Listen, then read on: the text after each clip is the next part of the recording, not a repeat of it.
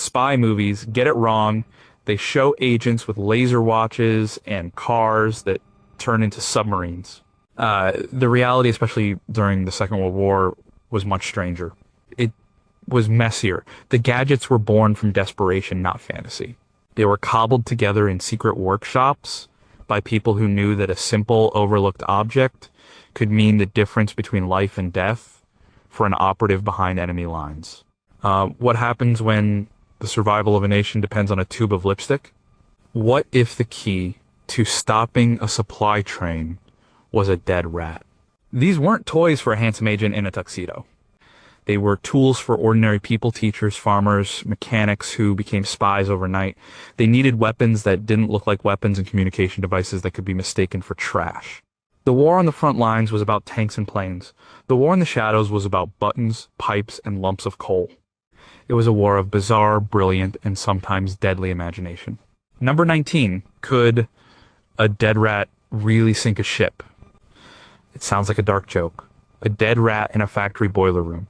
It's an unpleasant but common sight. A worker would see it, swear under his breath, and shovel it into the furnace with the rest of the coal. That was the whole idea, but this was no ordinary rat, it was a bomb. This strange concept came from the minds at Station 9, the British Special Operations Executives SOE Research and Development Center. Officially known as the Inter-Services Research Bureau, Station 9 was the real-life workshop for the spies of the European resistance. It was run by a man named Charles Fraser Smith, a figure often cited as a partial inspiration for the character Q in the James Bond stories. His job was to create the tools of secret warfare, and nothing was too strange to consider. The rat bomb was a masterpiece of simplicity. Operatives procured real rat skins from a supplier in London. These skins were then carefully sewn up and filled with a small amount of plastic explosive. A simple time pencil detonator was inserted, a small copper tube containing acid that would eat through a wire, triggering the charge. The plan wasn't to create a massive building-leveling explosion. The goal was more precise. When the stoker shoveled the rat into the high-pressure boiler of a locomotive or a factory, the intense heat would cause the explosive to detonate. The resulting blast would rupture the boiler. A ruptured boiler is a catastrophic event, creating a massive steam explosion that could cripple a factory, stop a train, or even disable the power plant of a docked ship for weeks. It was an act of sabotage that would look like an industrial accident. The first and only known shipment of these rat bombs was prepared for deployment in 1941. A crate filled with the carefully prepared rodent devices was sent off. Unfortunately, it was intercepted by German forces before it could reach the resistance cells.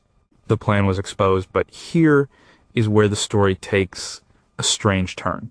The discovery didn't just end the program, it created a new, unintended form of psychological warfare. The German authorities, confronted with this bizarre weapon, became deeply paranoid. They assumed that if one crate existed, many more must be out there. According to SOE records, this triggered a massive, resource-intensive hunt across occupied Europe. German soldiers and officials were ordered to search every factory, every rail yard, every port for suspicious-looking dead rats. It caused widespread disruption and diverted manpower from other duties.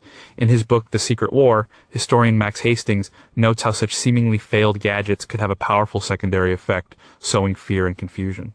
The rat bomb never blew up a single boiler as intended, but it succeeded in making the enemy chase shadows. What documents describing the German search for these rats are still buried in military archives? How much time and money did the occupying forces actually waste on this rat hunt?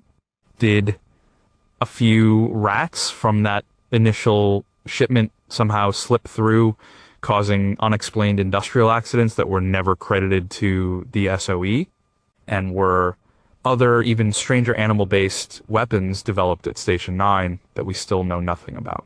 Number 18, what if your fountain pen was a gun? A fountain pen was a common object for any professional or government official in the 1940s. It was a sign of education and status. It could be carried anywhere without a second glance. That made it the perfect disguise for a weapon. The American Office of Strategic Services, OSS, the forerunner to the CIA, was tasked with arming agents and resistance fighters. Their research and development branch, led by the brilliant and eccentric chemist Stanley Lovell, was always looking for ways to create concealable, single-shot weapons for last-ditch defense. One of their most notorious creations was the Stinger, often referred to as a fountain pen gun. It wasn't a very powerful weapon. The Stinger was a small, crudely made device designed to fire a single .22 caliber short cartridge. It was essentially a small tube with a simple firing mechanism. To fire it, the user would have to manipulate a small lever or collar, then pull a trigger clip. It was a close-range assassination or self-defense tool. You had one shot, and you had to be very close to your target for it to be effective. The range was so short, it was often described as a contact weapon. Stanley Lovell, in his memoir of Spies and Stratagems, detailed the thinking behind such devices. He knew they weren't battlefield weapons. They were tools for escape and evasion. An agent, if captured and about to be searched, could use the Stinger to create a moment of chaos, giving them a fleeting chance to get away. The production of these devices was surprisingly large. Historical records from the OSS show that thousands of Stingers were manufactured during the war. They were often airdropped in containers to resistance groups, particularly in France and other occupied territories. The sheer quantity produced suggests they were seen as a disposable, single-use item. They were cheap to make, costing only a few dollars each. But their effectiveness is a matter of debate. There are few, if any, confirmed records of an agent successfully using a Stinger to eliminate a target or escape capture. It was a clumsy weapon, difficult to aim, and its low-powered round was not guaranteed to be lethal. Its primary value might have been psychological, giving an agent a sense of having one final option, however slim. The design was later revisited by other intelligence agencies, but the original OSS Stinger remains a classic example of a desperate weapon for a desperate time. How many of these Stingers are still out there, forgotten in old houses or buried in fields across Europe? Are there any verified accounts still classified of a Stinger being used in a successful operation? Did the existence of these hidden weapons lead to stricter search protocols by enemy security forces, potentially making things harder for other agents? And did Stanley Lovell's team experiment with other disguised guns, perhaps in cigarette lighters or keychains that were never put into production? Number 17, could you send a message with human waste? Espionage is not glamorous. Sometimes it's downright disgusting. One of the biggest challenges for spies was communication. How do you get a radio transmitter to a resistance cell in a city that is heavily guarded and constantly being searched? Suitcases could be inspected. Packages could be opened. The OSS had to find a container that no one would ever want to look inside. Their solution was as vile as it was brilliant. A fake piece of animal droppings. The device was officially called the Hider-Excrement. It was a transmitter disguised to look like a lump of animal, or sometimes human, feces. This was another product of Stanley Lovell's inventive mind at the OSS. He understood that the best camouflage is something that people are naturally repulsed by. A soldier or a police officer might be meticulous about searching a person's belongings, but they would instinctively recoil from touching a pile of dung on the side of a road. The concept was simple. A small radio beacon, known as a bonjour device, was encased in a brownish, foul-smelling wax-like material. This beacon emitted a simple signal that could be picked up by a nearby aircraft. The plan was to have these hiders dropped from planes into a designated area. A resistance fighter on the ground would then use a special receiver to locate the signal, find a disgusting-looking package, and retrieve the real equipment, a radio, documents, or other supplies that had been dropped nearby. The beacon itself was just the homing device. The material used to create the fake excrement was carefully developed. It had to look right, have the right texture, and, according to some accounts, even have a convincing odor to deter the curious. In his writings, Lovell proudly referred to his division as the Dirty Tricks Department, and this device was a prime example of their philosophy. While it seems almost comical, the strategic thinking was sound. It exploited a universal human aversion. The Hider-Excrement was part of a larger category of concealment devices developed by both the OSS and the British SOE. They hid things in dead rats and lumps of coal and in fake tree branches, but the poop transmitter was arguably the most repulsive of them all. It's a stark reminder that covert operations often involve tactics that were far from the clean, sophisticated image portrayed in fiction. Were these devices ever discovered by accident by civilians? And what did they think they had found? Are there any operational reports detailing how many supply drops were successfully guided by these beacons? Did the enemy ever catch on to this tactic and start ordering their soldiers to inspect piles of dung? What other revolting concealment methods did Lovell and his team come up with that were deemed too disgusting to even propose? Number 16, what if your smoking pipe was a weapon? A man smoking a pipe was a common, reassuring sight in the 1940s. It suggested calm contemplation, not covert violence. This made it an ideal cover for a weapon. The British SOE, always looking for ways to arm their agents with discreet firearms, developed the pipe pistol.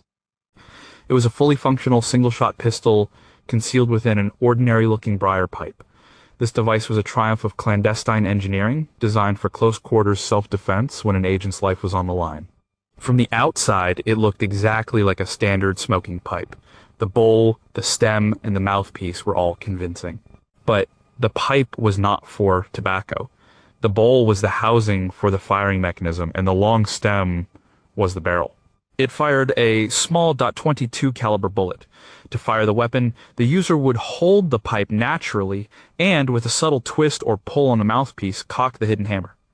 A small, almost invisible button or lever, often disguised as part of the pipe's design, would act as the trigger. The idea was that an agent in a tense situation or during a meeting with a hostile contact could appear to be calmly fiddling with his pipe while actually preparing to fire. It was a weapon of surprise. The development of the pipe pistol is often attributed to the designers at Station 9. They produced a number of prototypes in small batches of these weapons. According to historical documents and museum collections, like those at the Imperial War Museum in London, these were finely crafted items. They had to pass a close inspection. The challenge was balancing functionality with concealment. The barrel had to be strong enough to fire a bullet, but thin enough to look like a pipe stem. The trigger mechanism had to be reliable but completely hidden. While it was a clever device, its practical use in the field is not well documented. Like the pen gun, it was a weapon of last resort. It offered a single, low-powered shot at very close range. Its main advantage was the element of complete surprise. No one would expect a puff of smoke from a pipe to be accompanied by a gunshot. How many of these pipe pistols were actually made and distributed to agents in the field? Is there any record of one being used to neutralize an enemy or to facilitate an escape? Did the enemy intelligence services ever capture one of these devices and issue warnings to their own agents to be wary of men smoking pipes? We see other versions perhaps designed to fire a poison dart or a small explosive charge that were developed but never deployed. Number 15 was that lipstick in her purse or a pistol. In the world of espionage, gender stereotypes were often exploited as a form of camouflage. A woman was generally seen as less of a threat, and her personal items were less likely to be scrutinized with the same suspicion as a man's. A tube of lipstick was a perfect example. It was an intimate, everyday object for millions of women. It was also the perfect disguise for a single-shot weapon known as the lipstick pistol or kiss of death. This device was developed by the OSS for its female agents. The concept was similar to the pen gun and the pipe pistol. It was a concealable, single-shot firearm designed for extreme close-range use. The outer casing looked like a typical tube of lipstick from the era. But instead of a waxy cosmetic, it contained a small barrel and a firing mechanism. It fired a single 4 and 5 millimeter round. To operate it, the user would typically remove the cap and press a small button to fire. It was a simple, brutal weapon of surprise. An agent could pretend to be touching up her makeup, bringing the lipstick tube close to a target's body before firing. It was designed for moments of extreme danger, such as resisting capture or eliminating a guard at point-blank range. Stanley Lovell's team at the OSS was behind this creation. They understood that their female operatives needed tools tailored to their cover. The lipstick pistol was part of a suite of gadgets designed for women, which also included compacts that could hide coded messages and other specially modified personal items. According to the book Os Weapons by John W. Brunner, very few of these lipstick pistols were actually produced, perhaps fewer than 50. This suggests it was a highly specialized and experimental device, likely intended for only the most high-risk missions. Its existence highlights the OSS's willingness to go to any length to give their agents an edge, weaponizing the most mundane aspects of daily life. The kiss of death was a chillingly intimate weapon, turning an act of beautification into a potential act of assassination. Are there any confirmed instances of a female OSS agent carrying or using a lipstick pistol during a mission? Given the small number produced, who were the specific agents they were designed for? Did the designers ever consider other cosmetic items for weaponization, like a perfume atomizer that could spray acid or a poison gas? How did female agents feel about carrying such a device, a tool of violence hidden inside such a personal object? Number 14, how could a button help you find your way home? For a downed airman or an escaped prisoner of war deep inside enemy territory, the biggest challenge was navigation. Without a map or a compass, it was almost impossible to find your way to safety. Getting a compass to someone in a prison camp was a huge challenge. Anything that looked like an escape tool would be immediately confiscated. The solution had to be something that could be worn in plain sight. The British intelligence service, MI9, a department dedicated to helping Allied personnel escape and evade capture, came up with a brilliant idea: hide a compass inside a standard military uniform button. These weren't just any buttons, they were cleverly engineered miniature compasses. A standard British Royal Air Force uniform button, for example, would be hollowed out. Inside, a tiny magnetized needle was mounted on a pivot. The button was made of 2 pieces of brass that could be unscrewed. An airman would know that if he was shot down, he could twist a specific button on his tunic to reveal the tiny compass inside. There were several designs. Some had a free-floating needle, others had 2 small luminous dots on the magnetized needle and 2 on the button's interior, which would align to point north when the button was held steady or floated in water. The design was ingenious because it was completely invisible. To a guard, it was just a button. To the airman, it was a lifeline. Christopher Clayton Hutton, a key figure in MI9's technical section, was a master of concealment. His work is detailed in the book Official Secret by his associate Clayton Hutton himself. He devised countless escape aids, hiding maps in playing cards, saw blades in bootlaces, and, most famously, these compasses in buttons. He worked with military tailors to ensure these special buttons were sewn onto the uniforms of aircrew before they went on missions. Of thousands of these buttons were produced and distributed. It was a systematic effort to equip every potential evader with the basic tools for survival. The buttons were often paired with other escape aids like silk maps that could be hidden in a cigarette pack or the hollow heel of a boot. The goal was to give every person a fighting chance to make it home.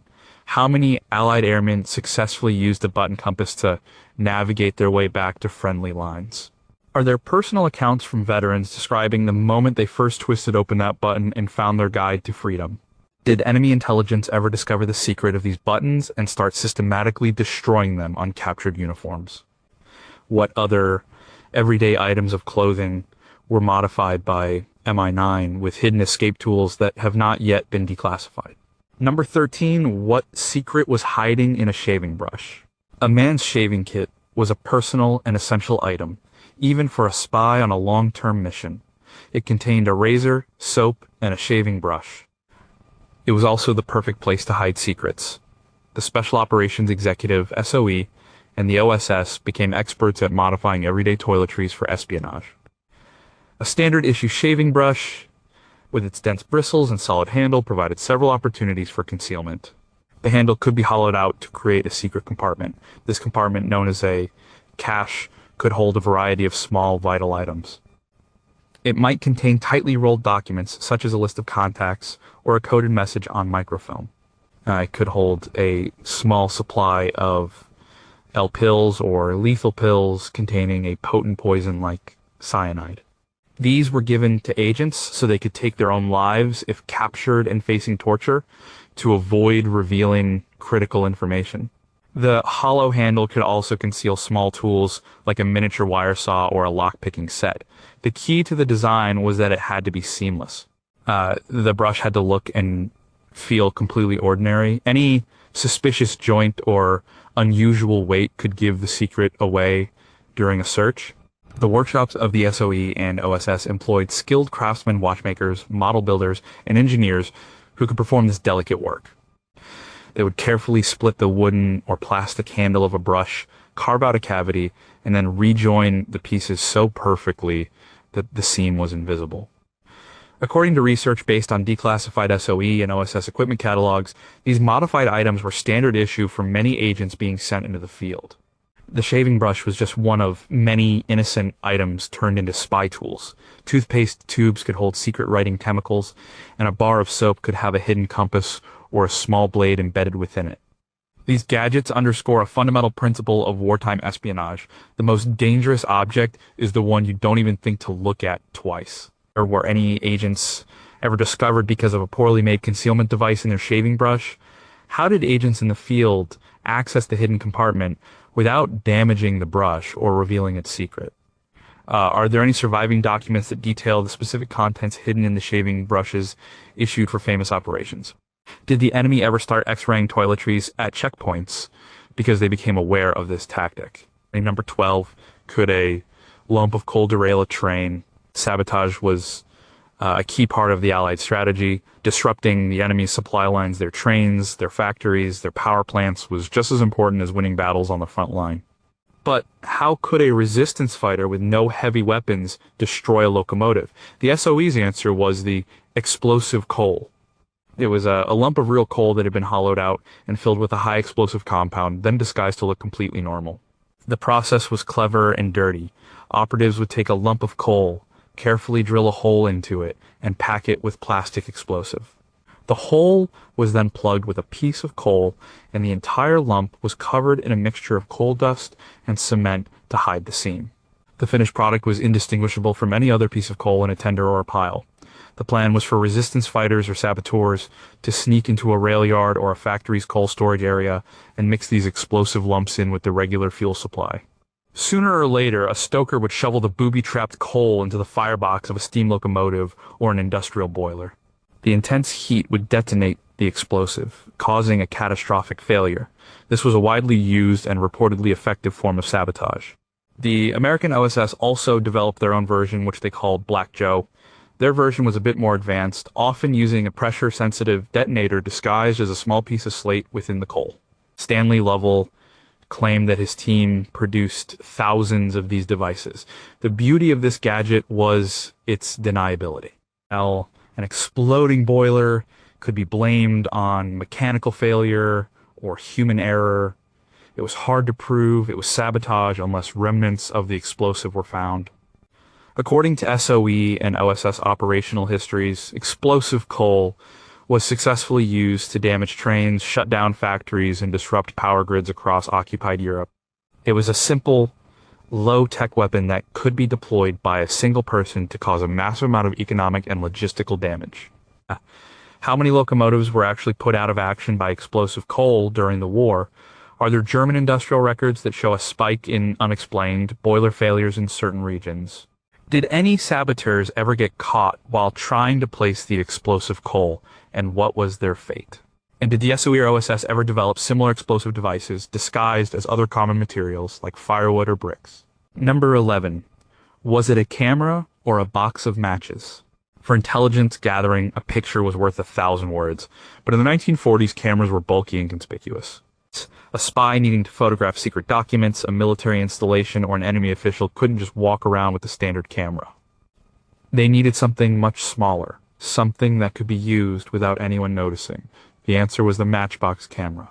It was a tiny camera, cleverly concealed inside the shell of an ordinary-looking matchbox. Several different models of these cameras were developed, but one of the most famous was the Eastman Kodak Company matchbox camera, produced for the OSS. It was a marvel of miniaturization. The outer casing was a genuine cardboard matchbox, often a popular European brand to avoid suspicion. Inside, where the matches should have been, was a tiny camera mechanism. It used 16mm film and could take a small number of pictures. The lens was hidden in a tiny hole on the side of the box. To take a picture, the agent would slide the inner tray of the matchbox slightly, as if to get a match. This movement would open the shutter and expose the film. It was a natural, unsuspicious gesture. These cameras were issued to OSS agents for clandestine photography missions. The quality of the photos was not great by modern standards, but it was good enough to capture the details of a document or the layout of a bridge. The challenge for the agent was not just taking the picture, but also getting the film back to their handlers for development. According to the book The Clandestine Camera by John D. Wade, these devices were part of a whole family of sub-miniature cameras developed for espionage during this period. Some were hidden in cigarette lighters, others in watches. The matchbox design was particularly effective because it was a disposable item. An agent could use it and then simply discard the outer box, keeping only the small film cassette hidden. It was a tool that allowed spies to become invisible photographers.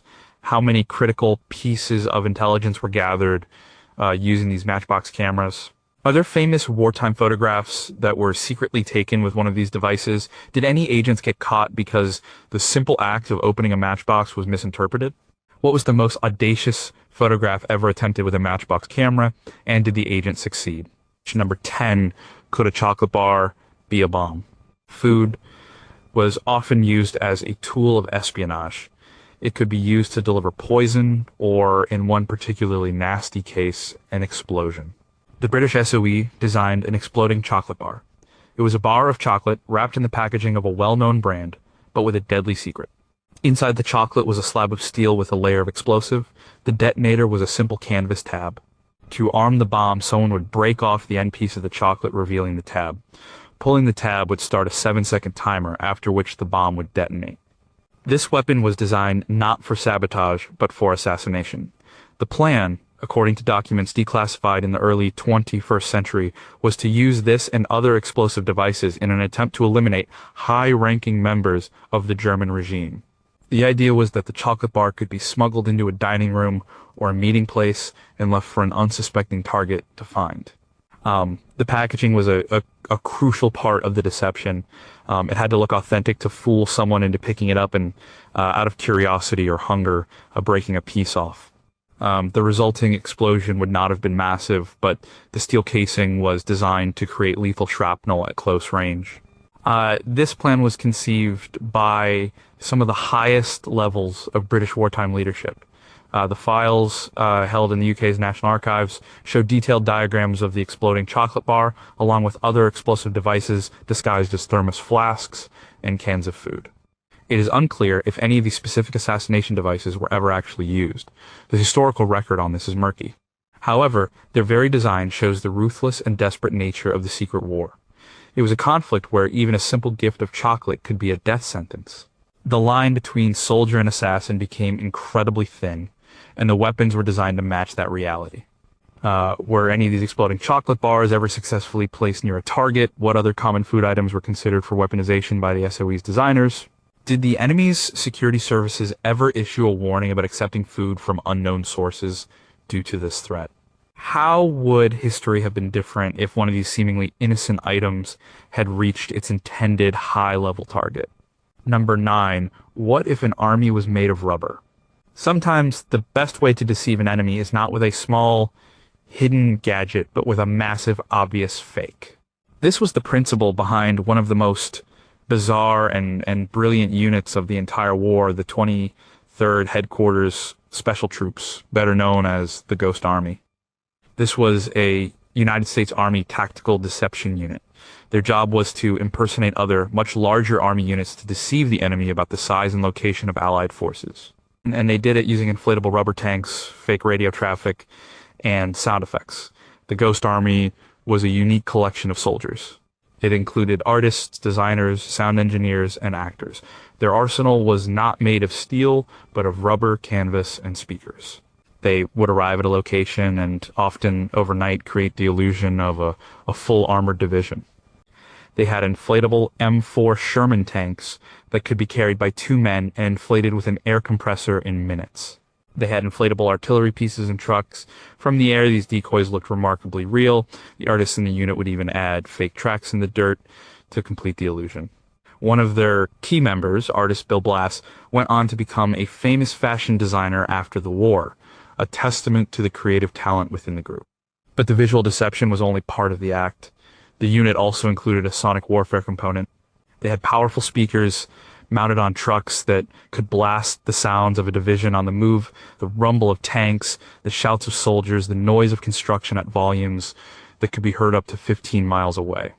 They also engaged in spoof radio, sending out fake radio messages with call signs of real but absent divisions to fool enemy intelligence listeners.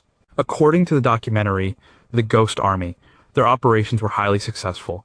They are credited with staging more than 20 battlefield deceptions, saving an estimated 10,000 to 30,000 lives by drawing enemy units away from real Allied offensives. Their existence was kept secret for more than 40 years after the war ended. How many German military reports from the time describe engaging with or being fooled by these phantom divisions? Were any members of the Ghost Army ever captured, and if so, how did they explain their bizarre equipment? Did the enemy ever try to create their own deception units on this scale? What other artistic or theatrical techniques did the Ghost Army use that remain undocumented in the official histories? Number 8, why was that tree talking? Radio communication was vital for resistance networks, but a radio set was a dangerous thing to possess. German forces used direction, finding equipment to hunt down illegal transmissions. A radio operator could only broadcast for a few minutes before they risked being located. The SOE needed a way to make radio transmissions harder to detect. One of their more creative solutions was the spy tree, a radio transmitter hidden inside a fake tree trunk. The idea was to create a camouflaged, semi-permanent listening or transmitting post that could be left in a wooded area near an important road, railway, or military base. The device was a hollowed-out log or a fake tree stump made of realistic-looking material. Inside, it would house a radio receiver, a transmitter, and a power source, usually batteries. An antenna could be disguised as a branch or run up a real nearby tree. An operative could approach the spy tree, open a hidden hatch, and transmit intelligence about enemy movements. Or the tree could be set up as an automated listening post. The construction of these devices had to be perfect. The fake bark had to match the local trees. It had to be weatherproof. The SOE's workshops at Station 9 and similar facilities became experts in this kind of naturalistic camouflage. This concept was part of a broader strategy of using the natural environment for concealment. Agents were trained to use dead animals like rats or birds as dead drops, hiding places for messages, or microfilm. The spy tree was a more ambitious version of this. It allowed for a more significant piece of equipment to be hidden in plain sight for an extended period. While it's difficult to find specific operational records of a spy tree being used, the concept demonstrates the lengths to which intelligence agencies would go to protect their most vital asset, the ability to communicate. Are there any of these spy trees, or fragments of them, still lying forgotten in the forests of Europe? How would an agent recharge the batteries of such a device without being seen? Did the enemy ever discover one of these and try to use it to transmit false information back to the Allies? Were other natural features like rocks or bushes also used to conceal communications equipment? Number 7, could a cigarette stab someone? Like the pipe and the pen, a cigarette was a common disarming object. No one would think twice about a person holding one. This made it another candidate for a concealed weapon. The SOE designed a cigarette dagger. It was a small sharp blade hidden inside a realistic-looking cigarette. This was a weapon of pure stealth and surprise, intended for a silent, close-quarters attack. The device was simple. A small triangular blade was attached to a mouthpiece. This assembly was then inserted into a hollowed-out cigarette paper tube, filled with real tobacco at the tip to complete the illusion. An agent could carry a pack of cigarettes with one of these deadly devices mixed in with the real ones. In a desperate situation, they could place the cigarette in their mouth, and with a quick thrust, use the hidden blade. It was not a weapon for a fight. It was a weapon for a single decisive action. It was likely intended for specific assassination missions or for an agent to use if they were about to be captured and searched. The cigarette dagger is often displayed in museums of espionage as an example of the kind of extreme gadgetry developed during the war. Its practicality is questionable. The blade was small, and using it effectively would require incredible nerve and precision. However, it represents the mindset of the gadget designers. They were tasked with weaponizing anything and everything an agent might carry. The psychological effect of knowing such weapons existed might have been as potent as their actual use. It fostered an atmosphere of paranoia, where even the most mundane offer of a cigarette could be viewed with suspicion by security forces. This weapon, though likely rarely, if ever used, is a chilling symbol of how the secret war turned everyday life into a potential battlefield. How were these devices constructed to be sturdy enough for use without breaking? Are there any documented cases of an agent attempting to use a cigarette dagger in an operation? Did the designers experiment with adding poison to the tip of the blade to make it more lethal? What was the reaction of agents when they were first presented with such a strange and intimate weapon? Number 6. What was the well rod's secret? In the world of covert operations, silence is everything. A standard gunshot is loud and immediately attracts attention. For missions that required the silent elimination of a sentry or a guard dog, a special weapon was needed.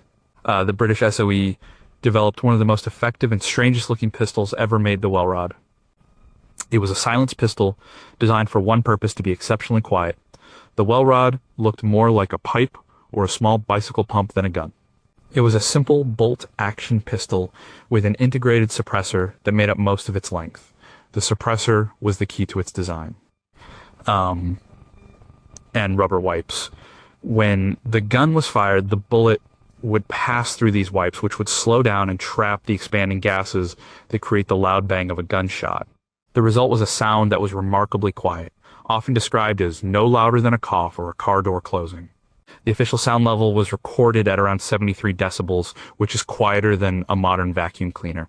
The well rod was also designed for concealment. The magazine, which was also the grip, could be detached, leaving a simple straight tube that was easy to hide. It fired a low-velocity 9mm or .32 ACP round, which was less powerful than a standard pistol cartridge, but contributed to its quietness. The weapon was manually operated, meaning the shooter had to pull back a bolt to eject the spent cartridge and load a new one. This prevented the clatter of a semi-automatic action, further enhancing its stealth. The well rod was distributed widely to SOE agents and resistance fighters. According to the book The SOE Manual, How to Be an Agent in Occupied Europe, it was a highly prized tool for sabotage and assassination missions. Its effectiveness was proven on numerous operations, and its design was so successful that it remained in use by special forces units for decades after the war. How many sentries were silently eliminated with the well rod, allowing critical missions to succeed? Are there captured enemy reports that describe finding victims with gunshot wounds but no one hearing a shot? What were the psychological effects on agents who had to use this weapon at such close, intimate range? And did the designers at Station 9 create any other, even quieter assassination tools that are still classified? Number 5. Could flour really explode? Or sabotage didn't always require a conventional bomb. Sometimes, the best way to create chaos was to use materials that the enemy would willingly transport themselves.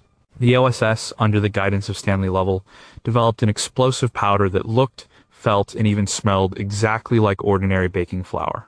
They code-named it Aunt Jemima, after the popular American brand of pancake mix. The explosive itself was a compound that was stable on its own, but would become a powerful explosive when mixed with a specific and also innocuous catalyst. The brilliance of this concept was in its logistics. The OSS could supply resistance groups with sacks of what appeared to be flour. These sacks could be transported openly on trucks and trains and would pass almost any inspection. Separately, they could supply the catalyst, perhaps disguised as sugar or another common kitchen ingredient. A saboteur working in a kitchen, a bakery, or a supply depot could mix a batch of Aunt Jemima and place it where it would do the most damage. In his memoir, Lovell recounts presenting this invention to the head of the OSS, General Willed Bill Donovan. To demonstrate its apparent innocence, Lovell's chemists actually cooked and ate pancakes made from the flour without the catalyst, of course, in front of the astonished general. The plan was to use this explosive for large-scale sabotage. For example, a saboteur could contaminate a large shipment of flour destined for the enemy's army. When the army bakers mixed the flour to make bread, they would unknowingly be creating a massive bomb inside their own field kitchens. It's unclear how extensively Aunt Jemima was deployed, but the concept was revolutionary. It was a weapon that hid in the food chain itself, turning a source of sustenance into a source of destruction. Were there any large, unexplained explosions behind enemy lines that could be attributed to a sabotage operation using Aunt Jemima? How did the OSS manage to train resistance fighters who were not chemists to handle these two-component explosives safely? Did they develop other explosive food products like an exploding sugar or exploding coffee? Like, what happened to the stocks of this explosive powder after the war ended? Number 4, how did a dagger hide in a boot heel? For a captured agent or a prisoner of war, any tool that could aid in an escape was priceless, but prison guards were thorough in their searches, looking for anything that could be used as a weapon or a tool. MI9, the British Escape and Evasion Agency, developed a simple but effective weapon that was incredibly difficult to find: the boot heel dagger. It was a small pointed blade concealed within the heel of a standard military boot. The design was straightforward.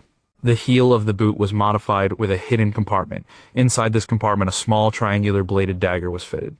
The heel could be twisted or pulled off to reveal the weapon. The blade was small, but it was sharp and strong enough to be used as a last resort weapon against a guard or to cut ropes. Christopher Clayton Hutton, the master of concealment at MI9, oversaw the production of these and other escape aids hidden in footwear. Boots were an ideal hiding place. They were rugged, they had plenty of space in the sole and heel, and they were something a prisoner was likely to be allowed to keep. These boot daggers were often part of a larger escape kit concealed within a single pair of boots. The other boot might have a hollow heel containing a compass and a small map. The laces could be replaced with a special type of cord that had a flexible wire saw embedded in it, strong enough to cut through metal bars. Thousands of pairs of these escape boots were manufactured and issued to aircrew and special operatives. The existence of these hidden tools gave Allied personnel a fighting chance if they found themselves in enemy hands. It was a systematic attempt to turn every piece of an individual's uniform into a potential key to their freedom. Are there personal stories from escaped POWs who successfully used a boot dagger to overcome a guard or aid their escape? How did the manufacturers create the hidden compartments in the heels without compromising the structural integrity of the boot? Did enemy prison camps ever discover these hidden daggers and change their procedures for handling prisoners' footwear? Were there other, even more surprising items hidden in the soles of these boots, like a small amount of currency or forged identity papers? Number 3, was that a caltrop or a piece of scrap? Stopping vehicle convoys was a major goal for resistance fighters, but they often lacked the heavy weapons to do so. A simple, ancient weapon was repurposed for the modern battlefield, the caltrop. A caltrop is a small device made of 4 sharp spikes arranged so that when it's thrown on the ground, one spike always points up. It's designed to puncture tires, or in older times, the hooves of horses. The OSS and SOE produced millions of these small, vicious items for distribution to resistance groups.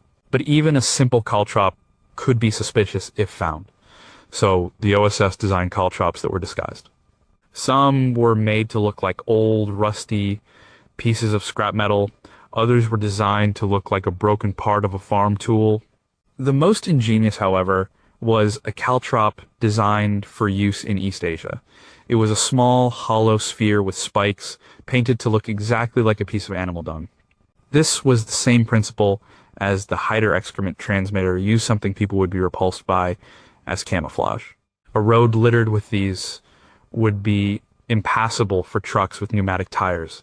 The mass production of caltrops was a key part of the Allied strategy to support guerrilla warfare. They were cheap, easy to make, and easy to distribute. They could be dropped from airplanes in large bags over key supply routes.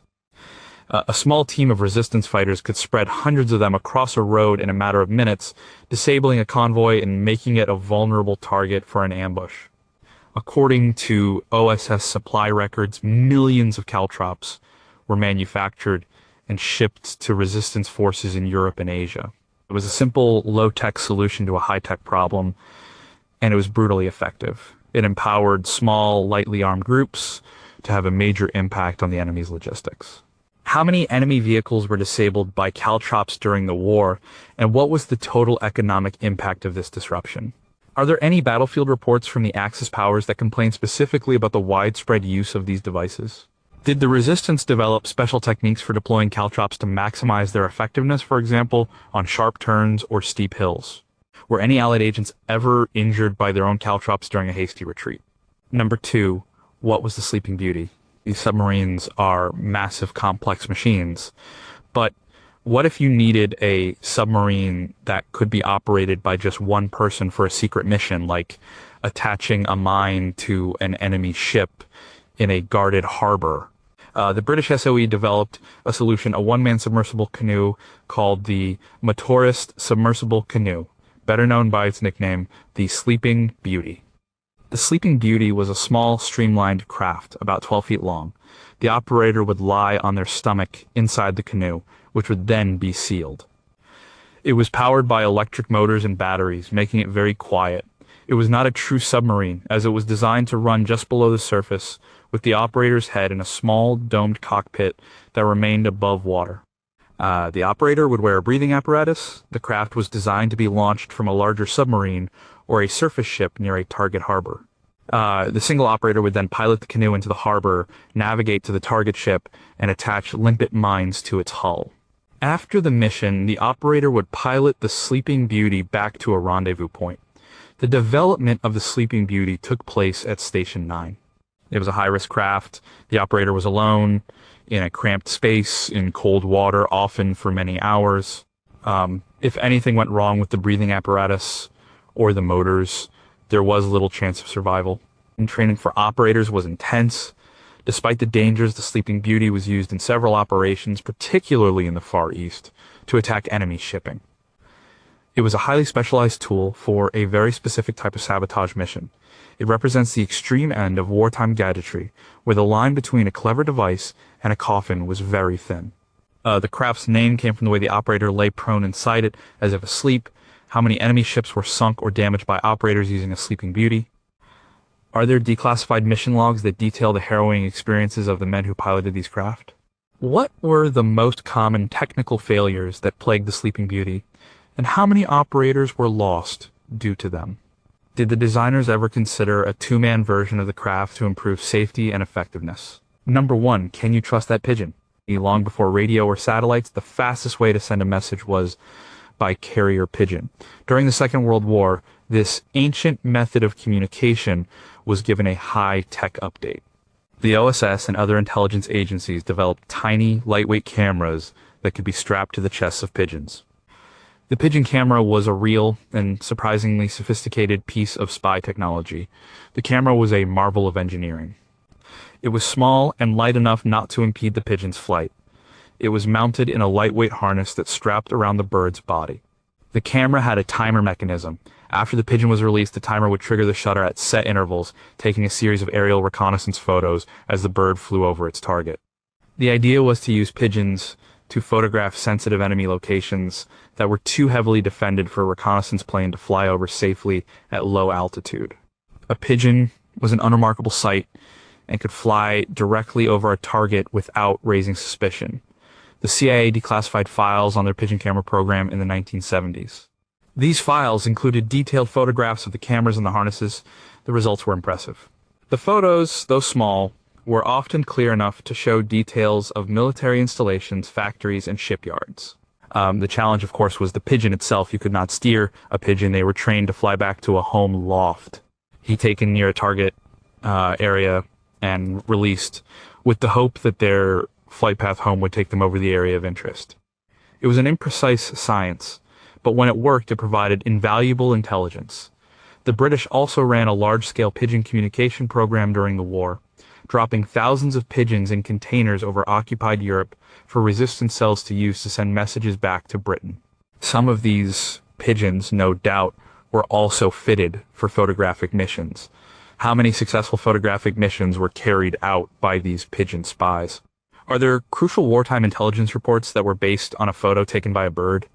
What was the most important target ever photographed by a pigeon camera? And what other animals did the intelligence agencies of World War II seriously consider using for espionage missions?